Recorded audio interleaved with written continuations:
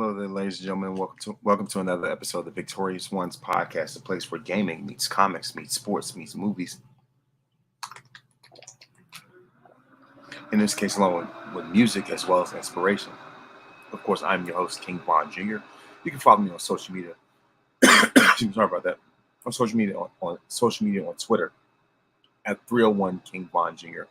Of course, on Instagram at Mr. King Von Jr. I'm also the social media producer for the Unpopular Reviews wrestling show Perfect Plex Talk Radio, hosted by Mike Knox at 6 p.m. on Mondays. And of course, there's so much to talk about, especially when we get into this week. Like some of over the week in wrestling. In terms of just give the rundown of like I usually do when it comes to SmackDown, Raw, as well as NXT. My review of WWE Backlash, which just happened this past Saturday, and like I said, going over last week's last week's episode of X-Men 97, because I do not want to spoil this new one. And so all I have to say is at least give y'all about until midnight to watch this latest episode of the latest episode of X-Men 97. And by the way, before I go any further, please make sure to please make sure to subscribe to me on YouTube, youtube.com/@VonRestVirginia. Please make sure to like and comment. Make sure to like and subscribe for more content. And so of course I'm just giving it just giving the cheap plugs and just giving out the usuals, if you will. And of course, thank you very much for those that watched my episode last week with my interview with friend of the program and friend of real life, of course, Greg Miller, DJ G Mills.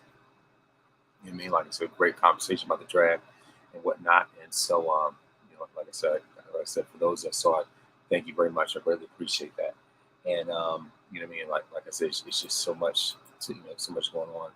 And of course, I found out that as of April 22nd, my video I will not be able to send my videos to the actual Facebook groups, if you will. So for those that are part of the Victorious Ones podcast page group on Facebook, that's the reason why the videos are not streaming. Are not linked to. Excuse me, they're not linked to that. That's the reason why. Just giving you a heads up, and so so of course, like I said, I'm gonna give my rundown when it comes to this past week's SmackDown, which was of course the go home show. The go home show right before Backlash, and so as a matter of fact, results for that. Like I said, I'm gonna give the rundown of SmackDown, Raw, as well as NXT, like I usually do. Excuse me. It's a spray that I just had. So of course we have Bayley, Naomi, Bianca Belair, and Jade Cargill versus Tiffany Stratton, Dakota Kai, and the Kabuki Warriors. And so of course the winners obviously are going to be Bianca Belair, Bayley, Naomi, and Jade Cargill, as they got the momentum going into the Backlash.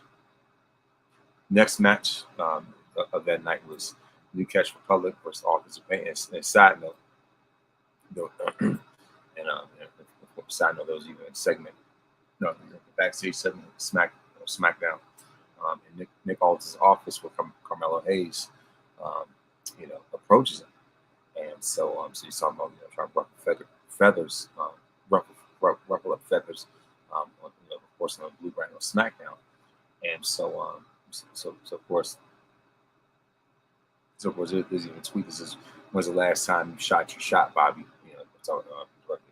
That Bobby Lashley. So it looks like the seeds are being planted for Carmelo to eventually join, the Hurt Business, or what's it, Hurt Business, the Pride, or whatever they call themselves right now. But yeah, I can definitely see that happening.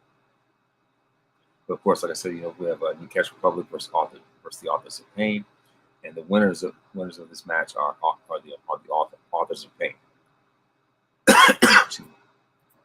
And so so of course after that, and of course, so, sorry about that. Of course, Nick Aldis was in office, was asked by Paul Heyman if he got the memo.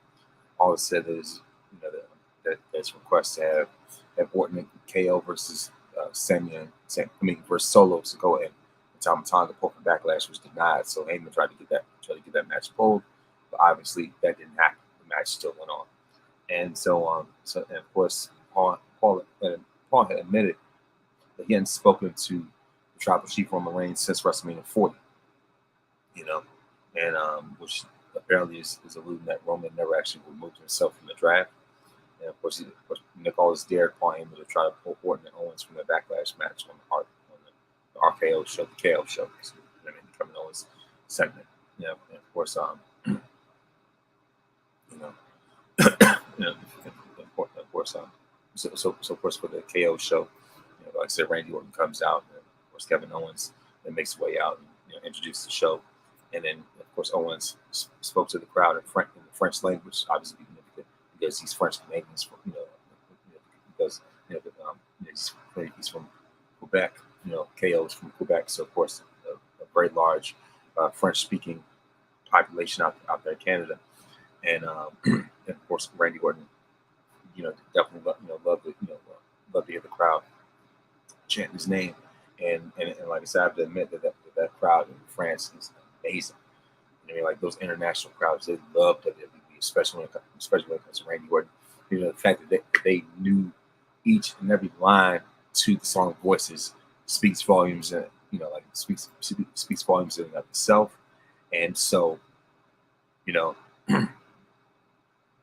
I think because it's so rare and it's so unique, for WWE to have these international tours, and so whenever WWE shows up in that country, those fans eat it up. You know what I mean? And so, so like I said, they're the more appreciative, just for that. And so of course, Kevin Owens said at first he didn't consider having a guest before he received numerous calls from Paul Heyman. And of course, Paul Heyman makes his way out. Of course, he just makes his way out for that segment. And so, of course, Kevin Owens cautioned Randy Orton not to give Heyman the RKO right away. And so instead, Paul Heyman was being smart and stayed on the apron. And so, of course, Heyman was just showered with a bunch of "We want Roman" chants. And I'm one of those people that's on that side too. We want Roman. It's just like, when is the Tribal Chief coming back? So of course Paul says he wants Roman too, and they warned Owen and KO, Kevin Owens and Orton, Orton and KO, that Solo and Tama, and we're going to play the same moves as Roman and plead with him not to take a Backlash match. So of course. So of course, obviously Owens and Orton obviously refused to take Heyman's advice, and they still accepted the match anyway. You know what I mean? And so, so of course, as Paul Heyman was answering, answering Randy Orton's question, Solo and Tama had attacked Orton, like I said, Orton and KO, and so as far as that's concerned, everybody wants to know who's the real Tribal Chief. Is it still Roman, or is it Solo? You know what I mean? So it's just like so much going on. And of course, the segment ended with two teams balling outside before the officials try to break things up. You know how that goes. And of course, Orton took out the security team, obviously. And of course, Kevin Owens hit a dive on Sikoa, Tama, and even more security guards. So whenever there's a brawl and security comes out, security's going to be the weakest link. And so next up, of course, the Street Profits responded to Austin Theory and Grayson Waller, and they said they would dethrone WWE Tag Team Champions. See about that. Anyway, like I said, the LA Knight versus Angel Garza, and the winner of the night L.A. Knight. Yeah. Um, so of course after the match, L.A. Knight officially announced that he was going to enter the King of the Ring. Santos Escobar interrupted and vowed he'll be the one to be the King of the Ring. And so of course L.A. Knight said he couldn't hear Santos with the crowd chanting, "You suck." And so so of course he said when he's done talking, that's when Santos gets dropped his head in the ring. So when Santos wakes up and finally realize whose game this is, as we all know, L.A. Knight. It's L.A. Knight's game. Excuse me. So of course Dragon Lee attacks Carlito as he's out for revenge after what happened with Rey Mysterio. So of course we have A-Town Down Under versus Street Profits for the WWE Tag Team Championships. Of course the winners and still WWE Tag Team Champions for SmackDown. A-Town Down Under the team with Austin Theory and Grayson Waller. And so of course there was even a sign that said street deficit was, and so of course this was a montage. You can tell that there's seeds being planted, eventually, for him to at least at some point, go solo. Like I said, it's just a matter of when they're gonna pull that trip. And so of course, Cody Rhodes and AJ Styles were out for the face-to-face encounter, and Cody asked the fans what they want to talk about, as he always says, so what do you guys want to talk about? And so, of course, AJ said he doesn't care what the fans want to talk about. He doesn't think that Cody was focused on Backlash. But instead, Cody insists that he's focused on AJ and respects what he's done, what he's accomplished. But, of course, Styles told him not to give him any crap, nonsense. In other words, he wasn't here for it. So of course, AJ made a reference to Cody Stardust gimmick and said, of course, American Nightmare made the decision to leave. He said, "Let's just watch Cody's back just so he could finish his story." Obviously, thanks to the Undertaker, as well as John Cena, and so of course, Cody told AJ not to put down his compliments to pick himself up. He said at Backlash, he's not looking at Styles' phenomenon, he's looking at him as his first successful title defense, and that's too sweet. So, Bullet Club reference, and of course Styles slapped Cody in the face and left the ring. As well, like I said, they were both leaders of the Bullet Club at different stages in New Japan. So backstage, we see Randy Orton and Kevin Owens once again fighting with Tama Tonga and Solo Sikoa. Of course, in SmackDown. So that's really what it was. That was the go home show. It was pretty much dominated by the tag team match. By the Bloodline versus KO and Orton. And I must say, that Orton and Owens certainly make a great team. And of course, side note, of course, happy birthday to Kevin Owens. And of course, yesterday he turned 40. KO is actually 40. Can you believe that? And of course, as far as our Monday Night Raw, a lot of those matches were King of the Ring qualifying matches themselves. And so, like I said, most of the matches were, like I said, King of the Ring tournament matches. Sheamus versus Gunther, Ricochet versus Ilya Dragunov, Jey Uso versus Finn Balor, Lara Valkyria versus Asuka, Natalya versus Io Sky, Ivy Nile versus Zoe Stark. And of course, Jey Uso replaced Drew McIntyre, obviously, and of course for the kickoff,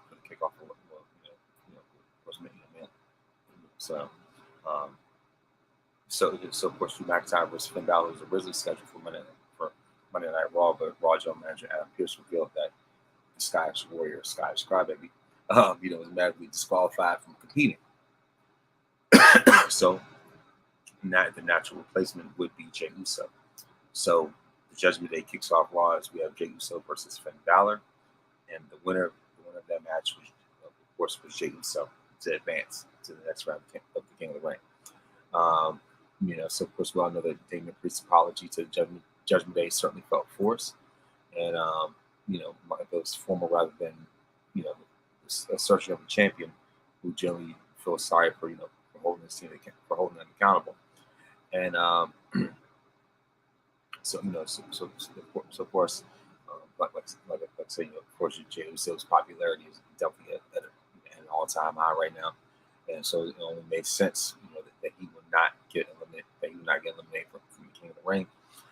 So of course, after that, we are we're greeted with a CM Punk promo or a Punk story, and I certainly believe that this segment definitely cut one of the matches short, especially one of the women's matches for sure.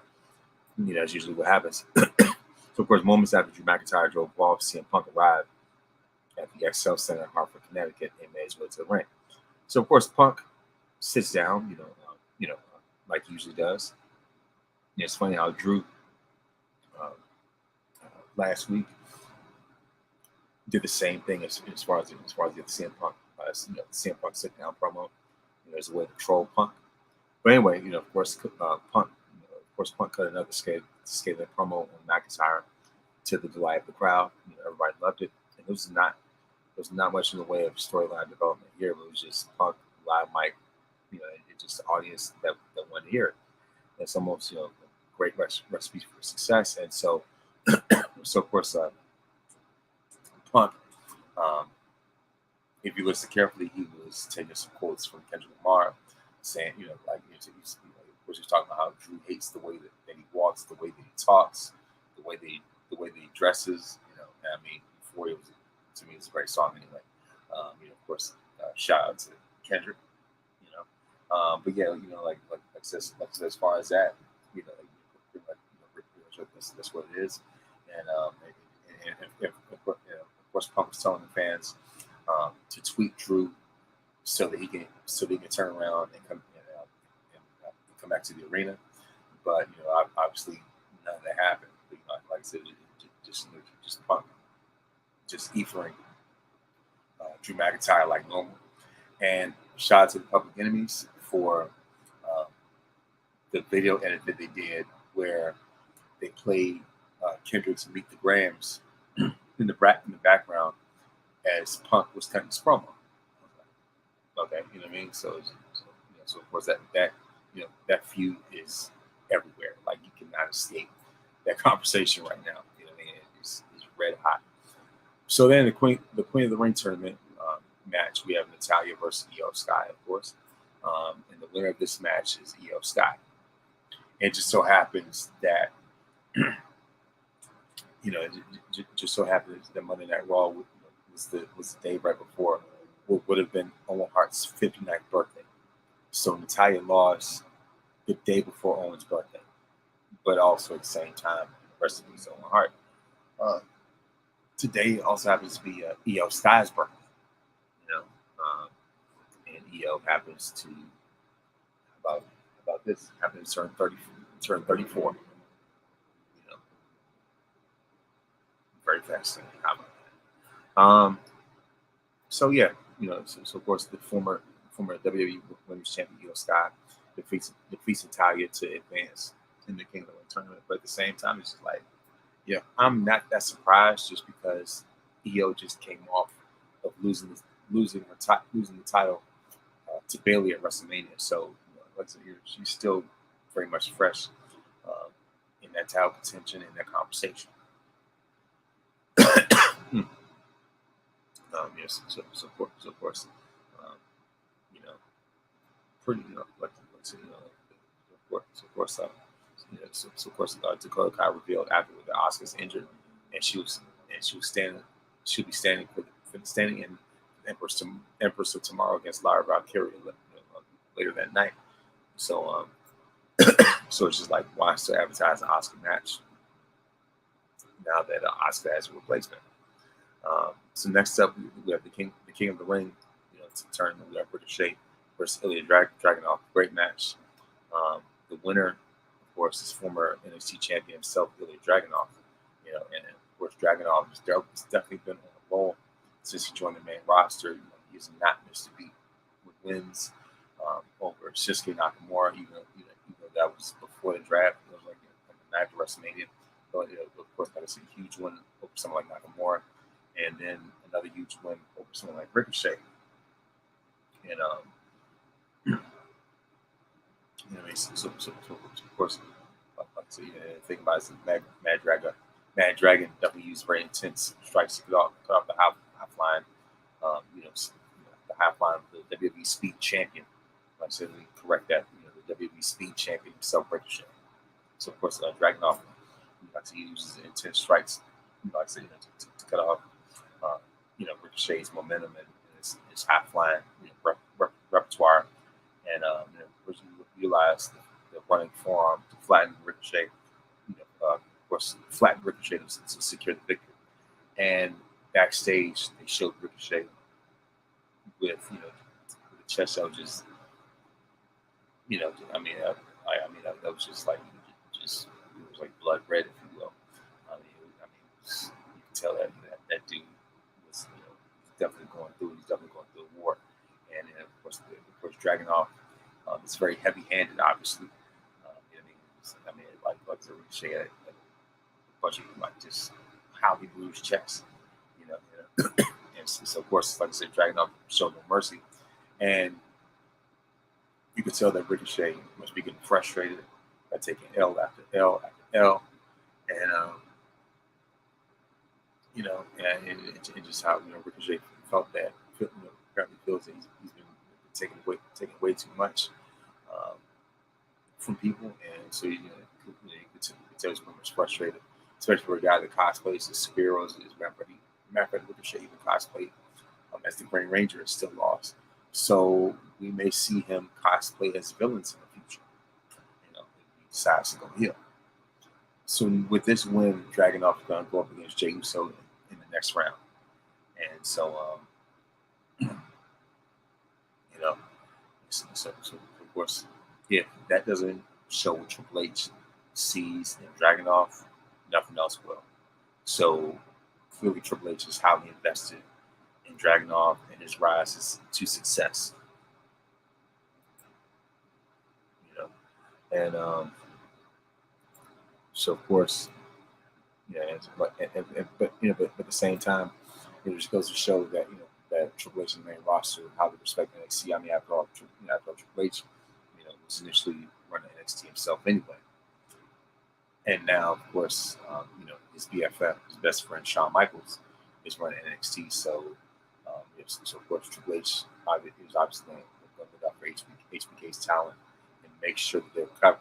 Make sure that they're covered as soon as they join the main roster. That's the difference between Triple H's regime and Vince's regime. Triple H always looked out for NXT, wanted nothing but the best for them. But Vince, never cared for them. It's obvious, with the way that he's treated them since they,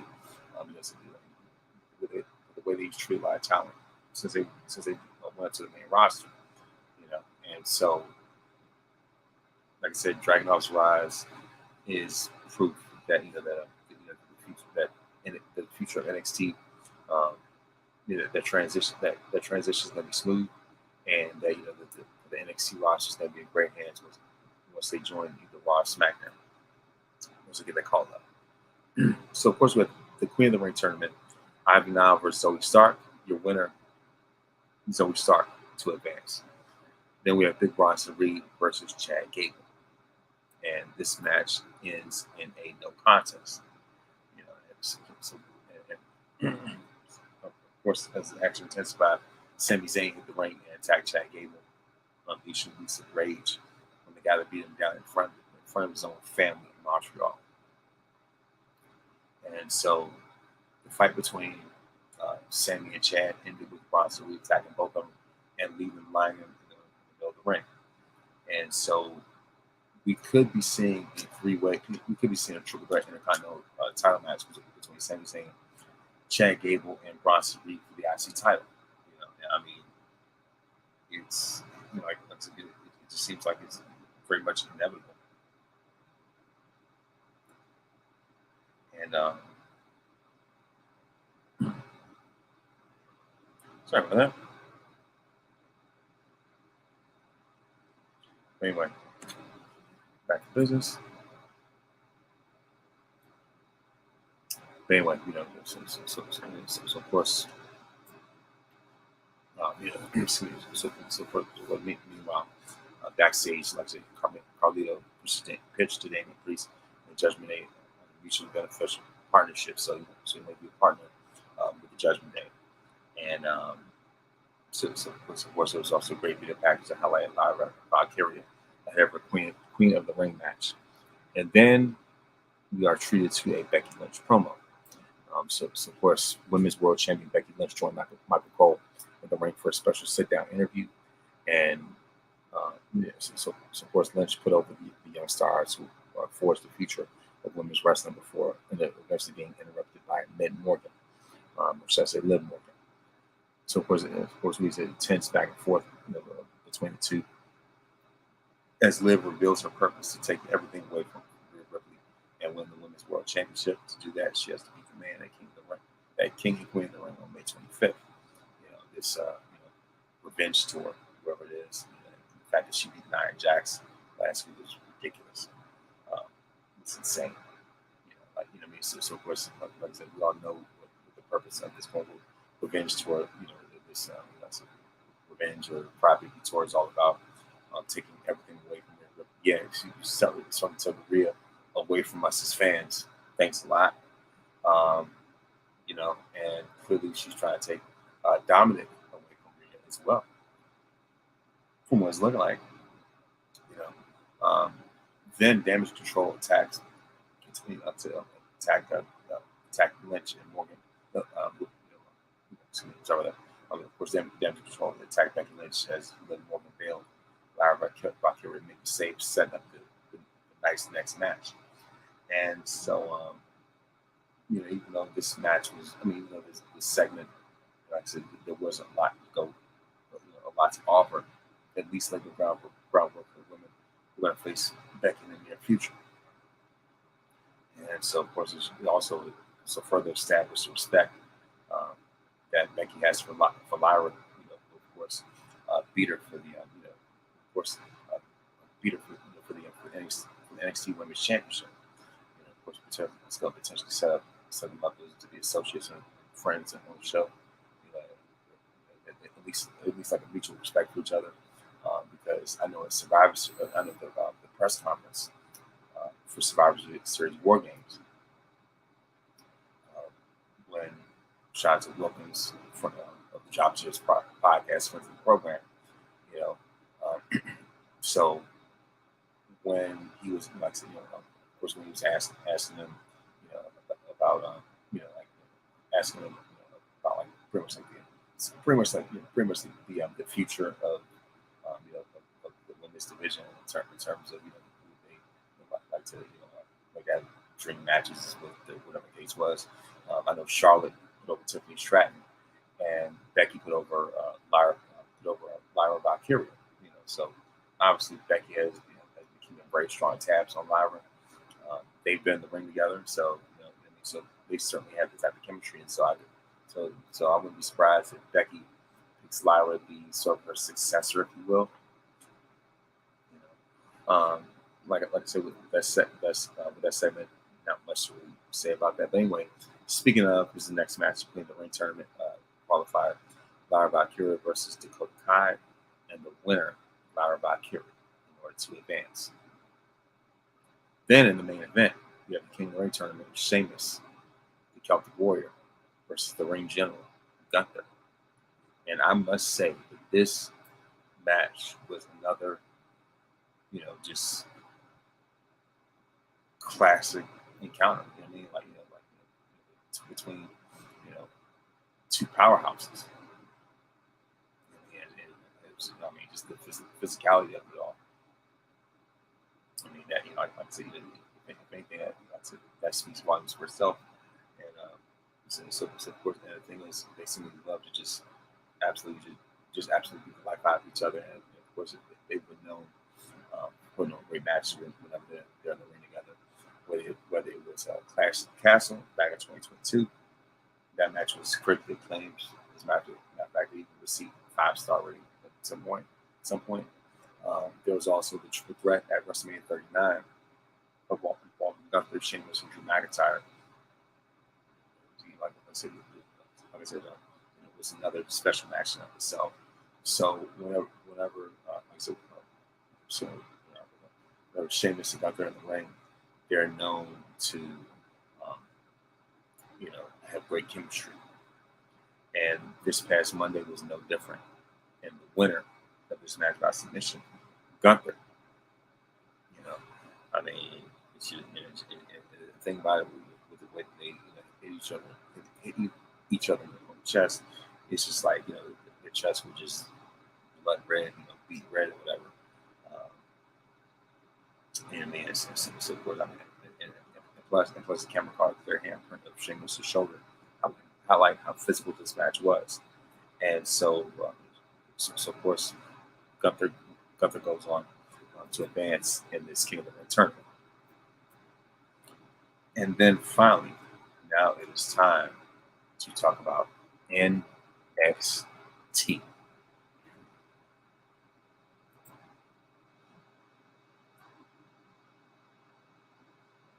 So of course, starting off, kicking off NXT, we see obviously we see the in-ring return of Wesley, who last week made his return and stepped up to Obafemi and let him know, that he would not back down, that he would not be intimidated, that he is coming for that title. So of course, the opening match is Josh Briggs versus Wesley, great match, and the winner by pinfall, Wesley. And of course, I had the privilege and honor of meeting him last year at Wallermania in Los Angeles. So of course, after that, we have Shayna Baszler with Logan Vice, versus Shayna Baszler with Logan Vice versus Carmen Petrovic with Natalya. And the winner of this match by submission is Shayna Baszler. And we did see Natalya lock Logan Vice in the sharpshooter as well. But yeah, like I said, with Performance Slam, like I said, the winner by submission, Shayna Baszler, who was Natalya's dance partner in NXT.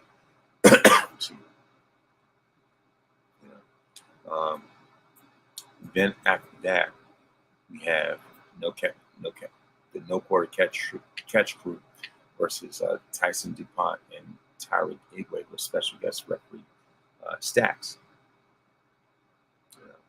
And the winner of this match by pinfall, DuPont and Igwe, as they defeated Dempsey and Bourne. Then of course, we have Michin versus Ariana Grace. The winner of that match by pinfall, Michin. Then we have, the Supernova Sessions segment featuring Metaphor. As last week, Lash Legend teased, of course, last week is Trick Williams, celebrating being the NXT champion. And his girl Lash Legend came out and was congratulating him and things like that. And obviously, they were certainly flirting. But Lash Legend teased a bombshell, revealing, of course, talking about how next week she was going to reveal the truth about Trick Williams, and so everybody's just left for suspense. Like, what's this about? Is this, about some type of criminal thing, or or is it like a DNA test? Revealing that he is the father, as they say on Maury.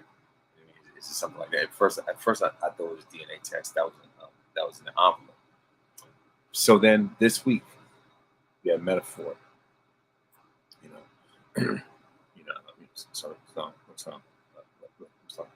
So of course, we have Metaphor introduce Trick Williams, and of course, welcome him to the show.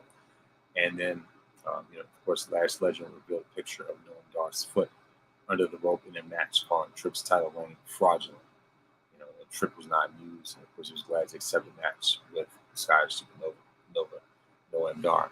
And the thing about it was that before Lash opened up the envelope, Jakara pretty much had to wake her up.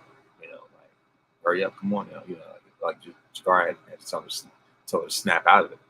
Um, as a matter of fact, if you listen carefully, Lash called Trick bait, and so I mean, it's pretty much public knowledge that they are together.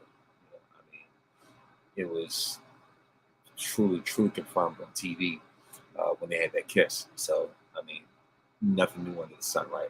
Like it's no big surprise. Um, then of course, as Trick asked, so of course, as Trick asked Lash to reveal the relationship to the world. This one, Noam Dar laid out Trick with back elbow. So just as Trick, was about to get Lash Legend to spill the tea about the relationship, that's when Noam Dar just shut everything down, with that back elbow, and you know, sorry about that.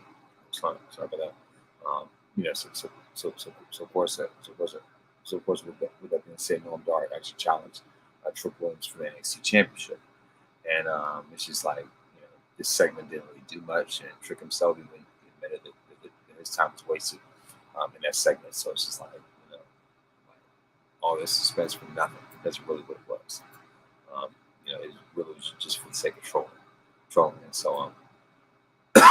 And the thing is, even though no one can be a solid challenger for Trick, a solid first challenger for Trick, it's not like he's going to be a real threat for the NXT, for the NXT Championship. And so of course, it's not going to be too much to keep this feud going. To keep this feud going in the battleground. And so of course, and the main thing that carries this, carries this feud, like at least the best part of that segment was the chemistry between Lash Legend and Trick Williams. So that's what carries everything, honestly. Um, and if this gonna lead to her working with Trick even more, and just to make it obvious, then I believe that's gonna be the best option for everybody. You know, I believe that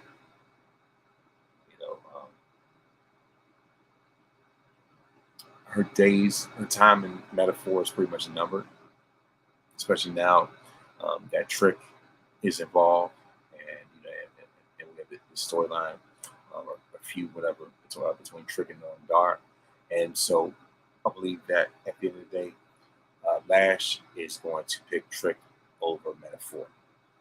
You know, um, it's hard to see her stick with this team. You could tell that she is outgrowing the group. Her and to a certain extent even Jakara. And so this could be the perfect vehicle to, perfect vehicle for that change to happen.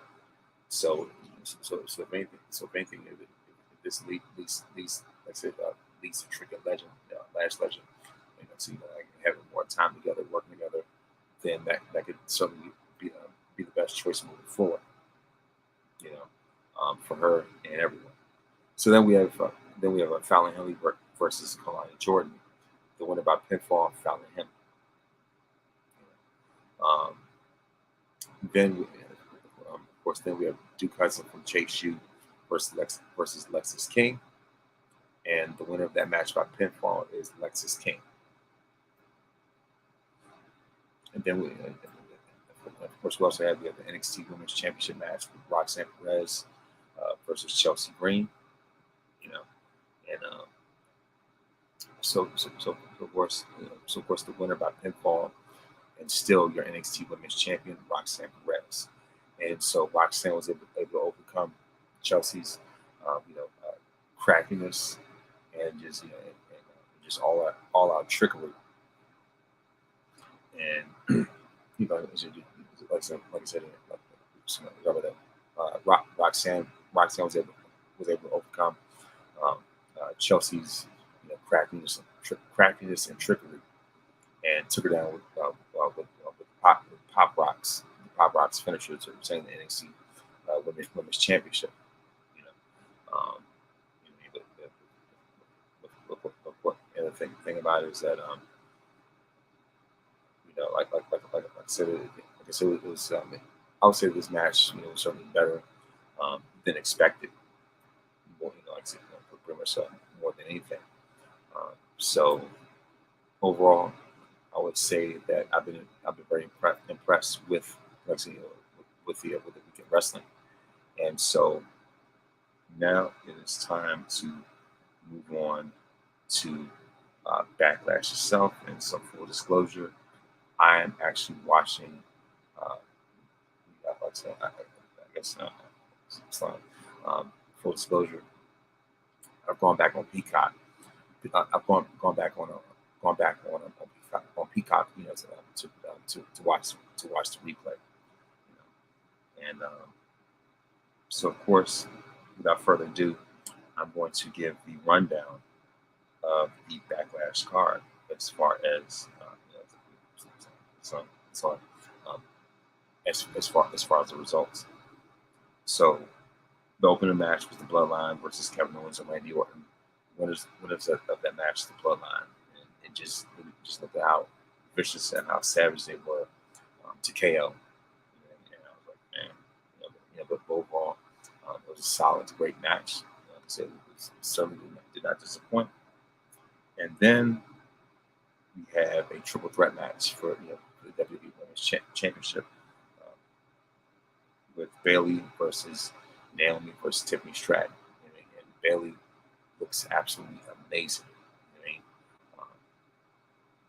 And she's never been shabby, but you definitely tell that there's a huge glow up right now for her, especially with the championship. I'm like, yeah, people need to put way more respect on Bayley's name, and she is a legend in her own right, and she deserves to be recognized and celebrated just as much as the other three horsewomen.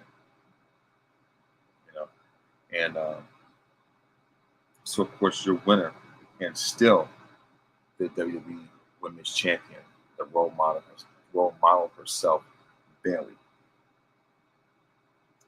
Then we have then we have the World Heavyweight Championship match as Damian Priest, or they call him Zest the Undertaker, defeats Jey Uso. So I guess there was no heat, in that case. You know what I mean? So of course, Priest is still your World Heavyweight Champion. Then I would say that this would be the highlight of the night, as we saw Jade Cargill and Bianca Belair versus the Kabuki Warriors, and I saw like this. Obviously, as far as the highlights, I was like, man, Jade and Bianca have such amazing chemistry, remarkable chemistry, and it certainly showed as the winners of this match and it's no surprise, the new women's tag team champions, Bianca Belair and Jade Cargill, two of the big three. Or as I like to call them, Team Renaissance. Team Renaissance defeats the Kabuki Warriors to become the new WWE Women's Tag Team Champions, and their chemistry, like I said, Bianca and Jade's chemistry is like this. It's perfectly on point. And just with the way that they coordinate, the way that they match, I'm like, and just how Bianca is just in tippity top shape like never before. And not saying that she's ever been out of shape or shabby or anything like that, but you can definitely tell us, of course, along with her, being in bodybuilding competitions and stuff like that. Like as far as that, Bianca's always taking her body seriously, but especially now that we have someone like Jade Cargill, that challenged Bianca even more, and it's very evident from what we have seen lately. I was like, man, and so of course, you can say that this chapter with Bianca versus damage control, this whole Bianca damage control saga and stuff like that, is closed. Same with Bayley versus damage control. That whole saga is over now at this point. It's officially over now, and everybody can and everybody can move on to something else. So then, so of course, finally in the main event for for the WWE WWE Universal Championship match, um, like the American Nightmare, Cody Rhodes defeats the phenomenal AJ Styles. So as far as a belt rate goes, I would give it 4 out of 5 Shawn Michaels Boyhood Dream WWF title reigns. And I know this is a very high bar. That's all I can come up with, pretty much off the top of my head right now. I was thinking about giving it up, giving it one of Randy Orton title reigns, maybe 4 out of 5. Probably even more, like a 4 out of 5. Randy Orton WWE championship reigns, pretty much. So I guess I could pretty much give it that. But as far as that, I guess that's a pretty high bar, especially when it comes to something like HBK. It's like it's kind of hard to say. But yeah, like I said, that's a week in wrestling, as well as my SmackDown review and SmackDown news. So now let's go to say what you guys want to talk about. Now I want to talk about thinking about going into X-Men 97. So last week was a thrilling episode. As we saw, human sentinels, like this crazy human sentinel experiment by Bastion, and to see Magneto held captive like that. It's just like that was unreal. And the thing is, Magneto was the last guy that had in mind to be humiliated in that fashion. But as we all know, as we all know, the catchphrase these days is Magneto is right. And that was the biggest highlight, the biggest takeaway. One of the biggest takeaways from the episode was officially confirmed that Magneto was right. And it was a very great fight sequence, with Wolverine and Nightcrawler fighting off those human sentinels, and to see Nightcrawler carrying 3 swords, one in the left hand, one in the right, and then one with his tail. And Nightcrawler is the definition of "try Jesus, not me." Because I fight. Like Nightcrawler represents that. And it's just like he did not come to play. He, like I said, he was not here. Just for anything like he was. Nightcrawler was about that business, and him and Wolverine have great chemistry. We also saw Morph turn to Juggernaut, and there were a lot of cameos in this episode as well. We saw an appearance from Spider-Man, Doctor Doom, Omega Red, even Zima, Silver Samurai. And it's just like it's of course a Juggernaut because of Morph, and it's just like, and I mean they were heavy on guest appearances in last week's episode, and I would say that this upcoming episode does not disappoint. So that's why I'm not going to talk about this week's episode, but all I have to say, at least until midnight, before you start seeing memes, before people just start leaking out what they liked about the episode. So it's just like, as of right now, I'm just gonna go over last week's episode. But like I said, if you haven't had Disney Plus, please do yourself a favor, carve out time and watch X-Men '97, as is the best thing that Marvel has right now. And with Spider-Man's appearance, who knows? We could be seeing, you know, Spider-Man the animated, Spider-Man '98. You never know. So it's just like possibilities are endless. It'll be a great spinoff. To just plant the seeds for Avengers vs. X-Men, or Secret Wars, whatever the case is, right? And pretty much that so it's like pretty much it certainly is what it is. And once again, like I said, once again, of course, even though pretty much done for the most part when it comes to my wrestling talk. But once again, I just have to give Bianca and Jade the flowers. I just it's just sad. I just had to give them the flowers, give them the roses. They did the darn thing on Saturday. Like I said, matching red leather. Come on now, like I said, perfect time and perfect chemistry.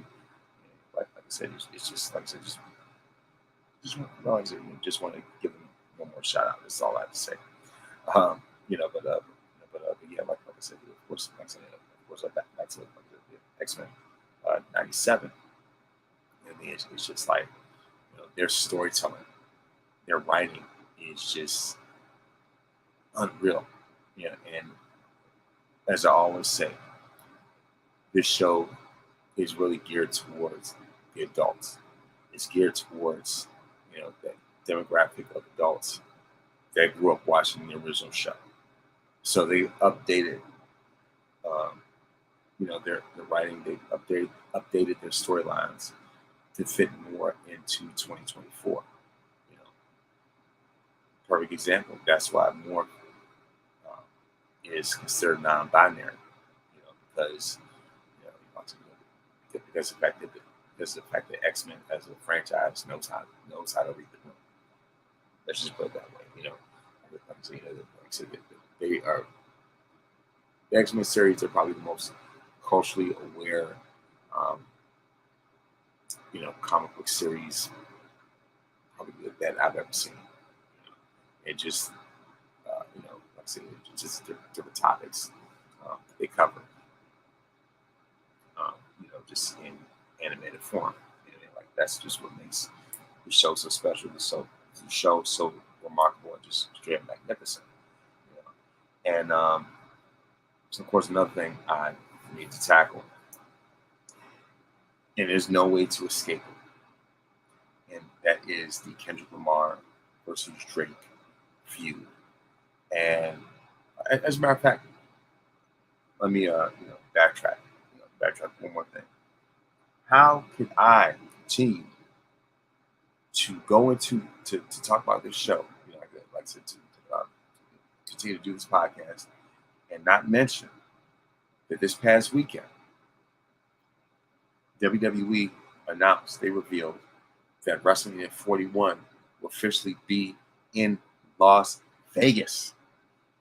So bye Minnesota, bye to to -5-degree weather, super cold, freezing weather.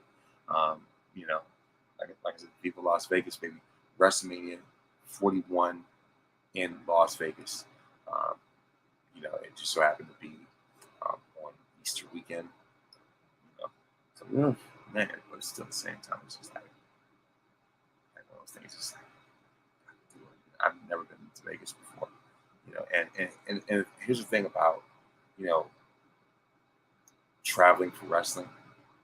It opens up doors to go to cities, that you've never been before, never thought about before, whatever the case may be. It just gives you sort of like a culture shock, right? So of course, it's going to be in Las Vegas at Allegiant Stadium. April 19th through the 20th. That's the 2-night weekend, right? So imagine what Wally Mania is going to look like. Man, Wally Mania in Vegas is. I mean, I thought Wally Mania in LA was an experience, but with that thing in Vegas, mind blown. Um, but at the same time, I'm not surprised, that it's going to be in Vegas because Undertaker actually leaked, um, the location. Um, so when I found out about that, I'm like, yeah, it's set in stone. It's just like nothing that that these reporters and podcasters, or whatever, nothing they can do about it. Nothing that they can say about it. That it's in other words, there's nothing that you can really do to combat that. It's hard to combat that. You know what I mean? Especially from someone who has been has had such a long tenure in WWE. As Undertaker. Someone who's revered um, in that company and wrestling in general as Undertaker. You know what I mean? And so it's just like I would rather take his word over the word of, no offense, but these are media outlets. I know they're doing their job at the same time. With that accidental reveal that shut everything down. So it's been cemented. And of course, Triple H even was even in a commercial for WrestleMania 41 saying, "Are you ready?" I mean, so of course it's now in Vegas, um, and I know for sure there's going to be way better than what we got at WrestleMania 9. That was the last time WWE. That was the last time WrestleMania had ever been in Vegas. It was WrestleMania 9. So now WWE can officially truly wash that taste out of their mouth from that awful mania. That's what I said. But anyway, I digress. So I think now that I've gotten all that stuff out the way, gotten all that stuff off my chest, now it is time to talk about the main event: Kendrick Lamar versus Drake. If you were to explain, matter of WWE on WWE's Twitter page or the WWE or Fox was asking people to explain Kendrick versus Drake in wrestling terms. There are people who, use the example of Farouk versus Ahmed Johnson. Just natural, just hate. You know what I mean? Like, just there's a lot of heat, right? You could also say Bret versus Sean, Austin versus Rock. You say Cena versus Punk. You know what I mean? And, as far as that, just various examples. I will say that it's been looking more and more one-sided each and every time, because last week I downloaded it for you. As a matter of fact, Greg and I were sharing our sharing our thoughts about the feud last week. But now that Kendrick has dialed in for murder and like release other diss tracks, this guy does not let up. This dude is truly Candyman for real, seriously. And of course, side note, like I said, watching the replay of Backlash, it was great to see. It was great to see Naomi congratulate Bailey and give her flowers. I was like, that's huge because they're actually BFFs. They're actually best friends in real life. But yeah, like I said, pretty much other than that, once again, like I said, it's just like, the fact that Kendrick released another diss song on Friday morning, 6 a.m., 7 a.m. West Coast time, right? The song actually says 616. Technically 616, 616 in the morning, whatever, West Coast time. So the point is the fact that you would release a diss track that early in the morning while people while people are having breakfast.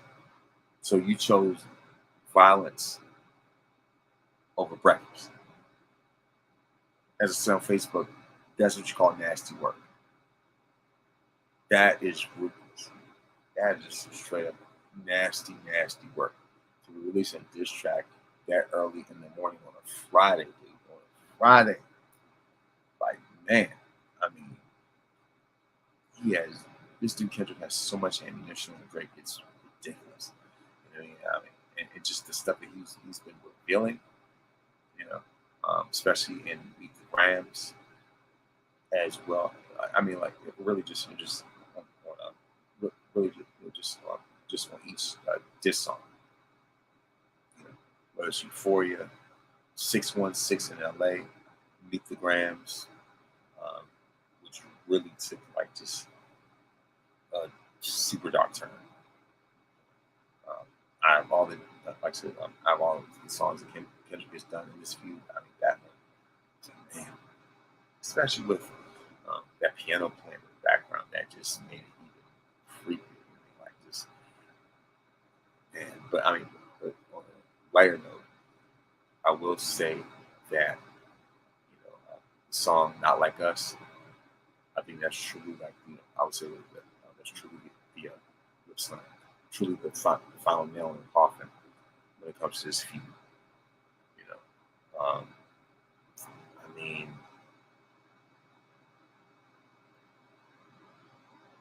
as I was talking to somebody else, they're talking about how it's hard for Drake to really get that much ammunition on Kendrick because Kendrick doesn't put his business out there in public. He hasn't put his family out there in the open. You know what I mean? So he keeps a very low profile when he's not rapping. But meanwhile, Drake's business is everywhere. So that gave Kendrick all the ammunition that he needed. And he certainly fired away on all cylinders. Kendrick came for no mercy. And I've been playing the song "Not Like Us" on repeat. I mean, that is a catchy song. That's an amazing song, man. Seriously, and the fact that so many people are making memes about it. As a matter of fact, I even saw a meme where they had Jubilee from X-Men dancing, but they changed the music to Kendrick's "Not Like Us," so it looks as if Jubilee's dancing along to the song herself. So let you know even Marvel picked the sound. Rolling Stone, I believe, declared Kendrick the official winner of the war. I mean, because Drake's fighting for his life, and he's been on silent mode. He's been on mute for the longest time. I mean, Kendrick is, Kendrick is just mutilating Drake. He's annihilating Drake. He's obliterating Drake right now, and especially in this song, especially in this latest song, "Not Like Us." I mean, this is true West Coast, LA rap, especially if you listen carefully, to Kendrick's cadence. That's something like that's definitely like a super fast LA rap. That you hear from the West Coast rap that you hear from guys like Sugar Free and E40 and stuff like that. I mean, you definitely tell that Kendrick was heavily inspired by them with his delivery. And for Kendrick to even give a history lesson, the history of Atlanta and slavery and stuff like that, and for him to turn it back around and apply it to Drake in 2024 to make the point that Drake is a colonizer himself. And, I can't think of anybody else who could make the anthem of the year where everybody's dancing to, where they have the anthem of the year be a song that is calling Drake a threat.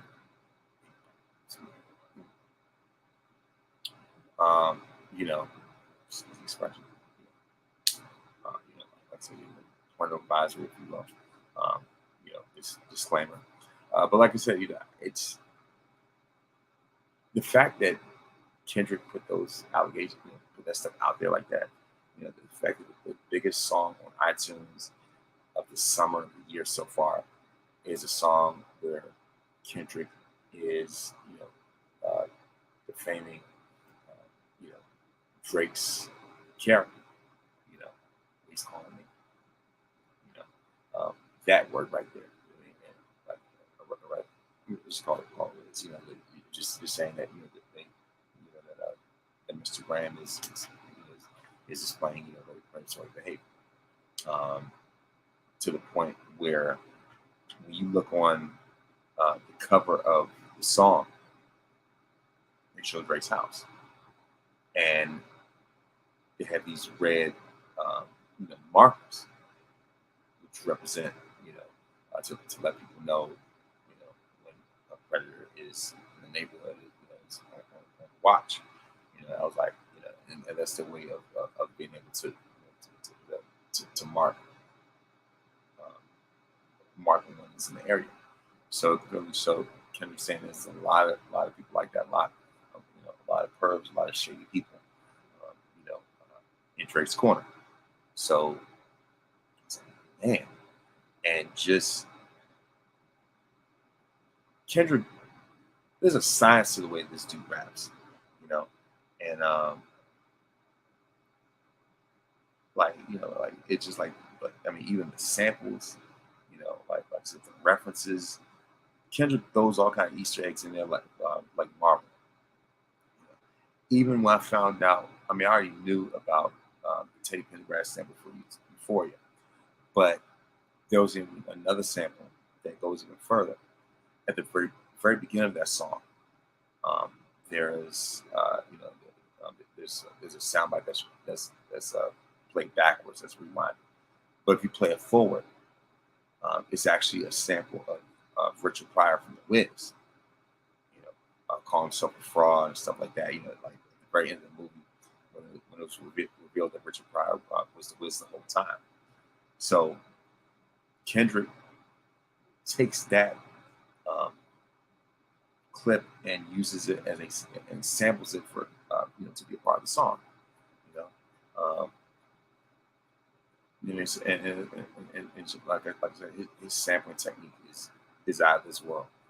You know, and also in the 616 in LA song, um, like I said, I'm just, you know, like I said, I'm just throwing game out here right now. In this, I found out that in the 616 in LA song, um, Kendrick used the Al Green sample that Al Green himself cleared.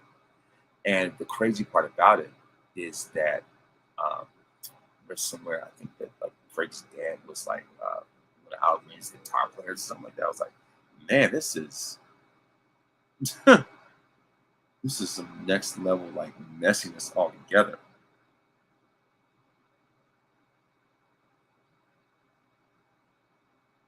I was like, man. As a matter of fact, mm. So as a matter of fact, there was even like I said, I found something else. It just shows Al Green and Drake connection explained as Kendrick Lamar's new diss track 616 in LA, sample source in 1972 hit on the on Feud. And so so as a matter of fact, it says Lamar using Green's 1972 classic in his track has led fans to unearth the soul singer's connection to Drake's family. But,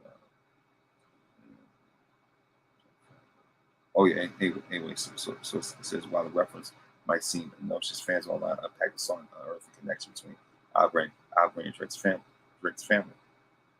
And so it says so it says the credit for Green's song list Maven Hodges as a guitar player. Maven Hodges, also known as the late T. Hodges, is Drake's uncle. So Drake's uncle was Al Green's guitar player. So I was like, Ooh, wow. Okay, this is, man, I mean, it's like, I was like, whoa, this is crazy. So I was like, man, this, you talk about using, um, talk about using whatever weapon you can find. I mean, Kendrick is a marksman. And, you know, like I said, so, like I said, pretty much, Kendrick himself, it's just a straight up marksman. It's just insane. Man, shoot. Mm. Like I say, this is just unbelievable. Yeah, I was like, wow. Mm. Mm. And so, apparently, Alvin himself, you know, it just happens, even though it's not a direct stamp of approval, to find out that that he's a fan of that song. So I was like, man, and not only that, but one more thing. Also, Shawn Michaels weighed in on this beat because he took to Twitter and invited Drake and Kendrick on NXT. And what happened was HBK heard part in Not Like Us where Kendrick says "Sweet Chin Music." So clearly, someone leaked it to HBK, or at least at least he found out some way or another that that Drake, maybe not Drake, that Kendrick had had made reference to his legendary finishing move. And so yes, so as far as that, so yeah, yes, so as far as that, sorry about the background noise, but yeah, like I said, just to hear, like I said, for HBK to weigh in on it, I was like, man, this is, like I said, this feud is all on another level, man. And so I was like, yeah, and plus pretty much, Kendrick has been laying down sweet chin music on Drake. And this is pretty much like pretty much like the final blow, bring some final nail in the coffin for this feud, and it's pretty much it's unanimous that the winner of this feud is none other than Kendrick himself. You know what I mean? So game, set, match. Your winner, Kendrick Lamar, HB Kendrick, I guess you could say. You know what I mean? Sweet chin music. Like, so trying to figure out the name of the episode. Once again, Kendrick strikes again, and so I'm a huge fan of it. I enjoy it, man. You know what I mean? So it's just like, just like I said, like I said, Kendrick is a scientist when it comes to, when it comes to hip hop, when it comes to rapping, when it comes to sampling, all everything like that. I'm like, man, this guy's a surgeon.